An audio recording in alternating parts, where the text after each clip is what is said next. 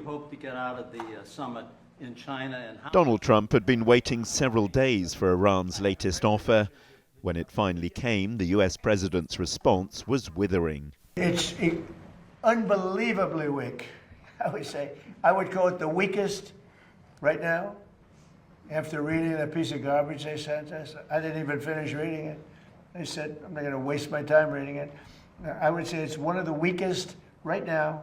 It's on life support. They understand these are all medical people. Dr. Oz, life support is not a good thing. Do you agree? Bad prognostic. I would say the ceasefire is on massive life support. The Iranians have infuriated Trump with their claim that they don't have the necessary technology to dig out and remove the enriched uranium from the country, saying if the Americans want it, they should come and extract it themselves.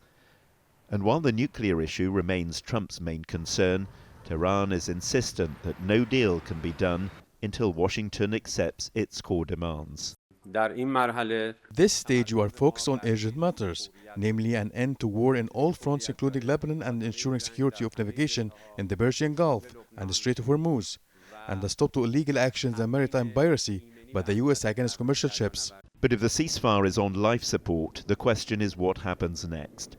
The US believes its blockade of the Strait of Hormuz is putting enough pressure on the Iranians that they'll ultimately have to make further concessions. If they don't, a return to combat operations is a real possibility.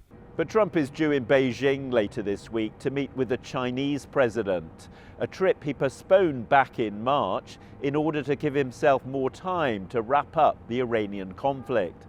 The last thing he'll want is for American forces to be involved in renewed military action while he's there.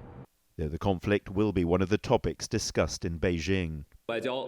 China stands ready to work with the United States, upholding the spirit of equality, mutual respect, and mutual benefit to expand cooperation and manage differences. Managing their differences over Iran might prove a challenge too far. John Brain, TRT World, Washington.